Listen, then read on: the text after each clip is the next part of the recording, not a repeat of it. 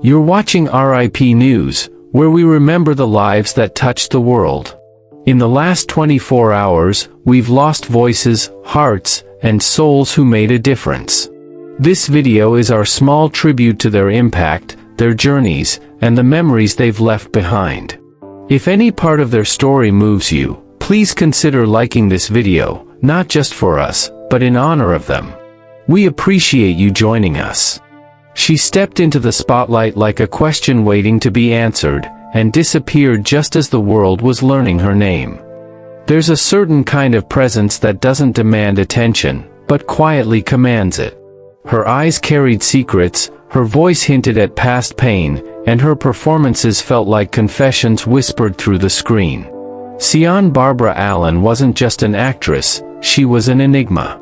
A rising star in the 1970s, her talent was undeniable, and yet, at the height of her promise, she vanished. This is her story, a journey of intensity, independence, and the pursuit of authenticity over fame. Sian Barbara Allen was born on July 12, 1946, in Reading, Pennsylvania. From a young age, she showed an inclination toward deep emotional expression. She wasn't the loudest in the room, but there was something about her presence, thoughtful, alert, quietly powerful. She studied at the Pasadena Playhouse, one of the most respected acting institutions in the country, and began cultivating a craft grounded in emotional truth. Her journey into Hollywood wasn't lined with red carpets.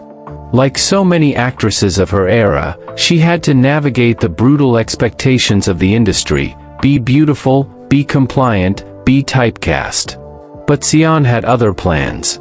She didn't want to be just another face.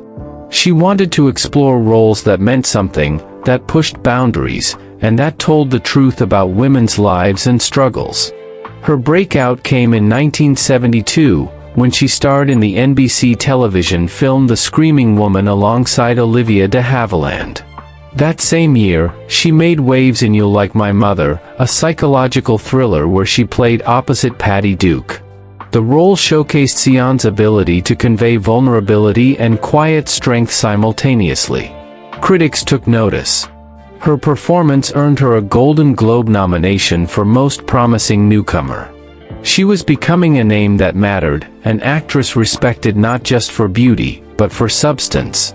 She went on to appear in a string of popular TV series throughout the 1970s, including Gunsmoke, Hawaii Five-0, Columbo, Ironside, The Waltons, and Bonanza. Each role was different, but in all of them, Sian brought something personal. Something real. One of her most recognizable roles was on The Waltons, where she played Jenny Pendleton, the love interest of John Boy Walton. The chemistry between Sian and Richard Thomas wasn't just fiction. The two became romantically involved in real life, and their off-screen connection added an extra layer of poignancy to their scenes. But Sian didn't ride on romance or Hollywood headlines. She kept a low profile, focused on her art, and stayed away from the chaos of fame. Still, beneath the surface, she faced struggles that audiences never saw. The pressure of being a woman in 1970s Hollywood was immense. Roles were often limiting. Opportunities for growth were few. And for someone as introspective and emotionally sensitive as Sian, the weight of the spotlight could be overwhelming. By the early 1980s, Sian Barbara Allen made a decision that stunned many in the industry. She stepped away from acting. No scandal. No dramatic fall. Just a quiet exit. It was a bold move. But for Sian, it was about reclaiming her identity. She had always been more than the roles she played. And in stepping back, she allowed herself the space to explore new creative avenues, including writing. Though she remained out of the public eye, her words and reflections on her time in the industry continued to resonate with fans and peers who admired her courage to choose her own path. In later interviews, she shared honest reflections about the challenges of Hollywood, particularly for women. She spoke about mental health, about the importance of being authentic, and about how she found peace away from the expectations of stardom. She never sought to be a household name. And yet, Her brief but brilliant presence has stayed with those who saw her work. She became a cult figure, admired for her integrity, remembered for her performances, and respected for her independence. Sian Barbara Allen's story is one of quiet rebellion. She challenged what it meant to be successful. She walked away from fame, not because she failed, but because she chose to. Her life reminds us that true artistry isn't always about longevity, it's about truth, courage, and impact. She remains a symbol of strength for women who refuse to be defined by anyone else's narrative. A muse not just for viewers, but for those trying to find their own voice in a world that often silences the softest ones. She didn't disappear. She transcended. And as we look back on her legacy, one thing becomes clear: Sian Barbara Allen didn't need decades of screen time to be unforgettable. She just needed a moment. But stay with us, because in the next chapter, we dive into the life of another remarkable woman, one who, like Sian, found meaning far beyond the spotlight, and carved her legacy through resilience, passion, and purpose. Some characters live in our memories long after the credits roll, but the woman behind them remains a mystery. She was funny, fearless, and unforgettable on screen. But off-camera, she was fighting for every opportunity, pushing through every closed door, and redefining what success looked like on her terms. You may know her voice. You may know her face. But do you know the journey that made her a cult legend? This is the untold story of Lynn Marie Stewart, the woman who became so much more than just Miss Yvonne. Born on December 14, 1946, in Los Angeles, California, Lynn Marie Stewart grew up just miles from the glamour of Hollywood, but her path to stardom was anything but glamorous. From a young age, she was drawn to performance, not for the spotlight, but for the joy it brought her and those around her.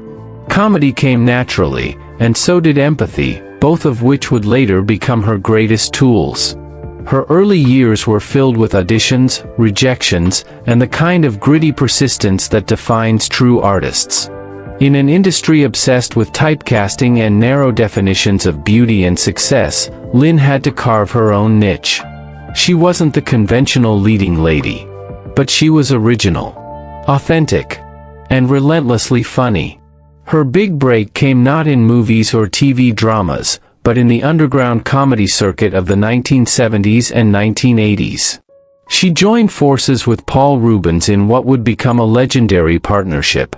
As Miss Yvonne, the self-proclaimed most beautiful woman in Puppetland, on Pee-wee's Playhouse, she delivered a character that was eccentric, exaggerated, and completely unforgettable.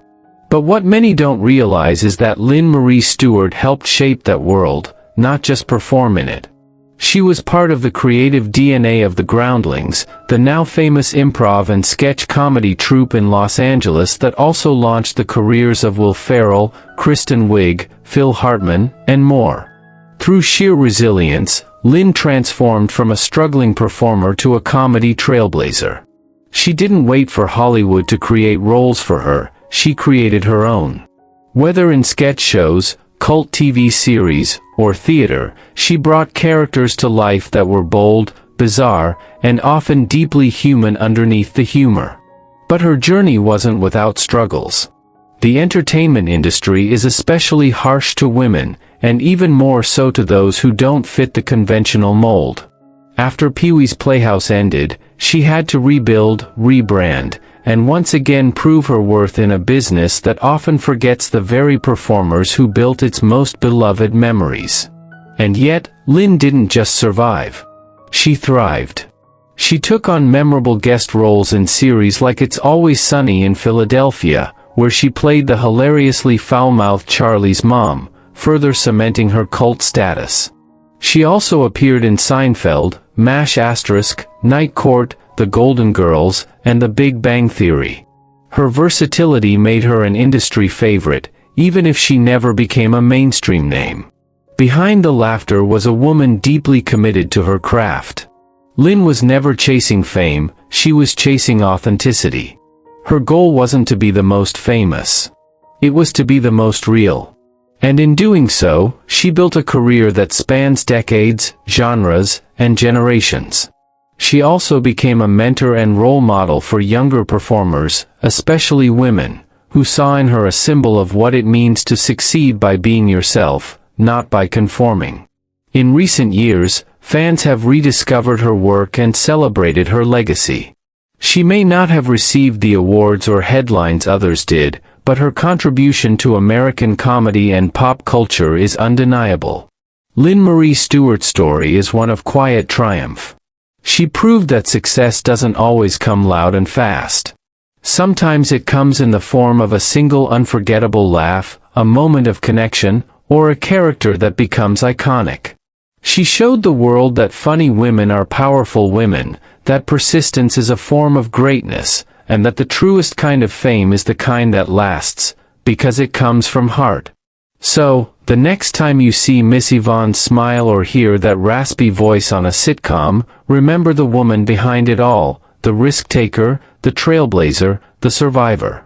But don't go anywhere, because up next is the story of another unsung legend, someone who, like Lynn, broke the mold and changed the rules, forever.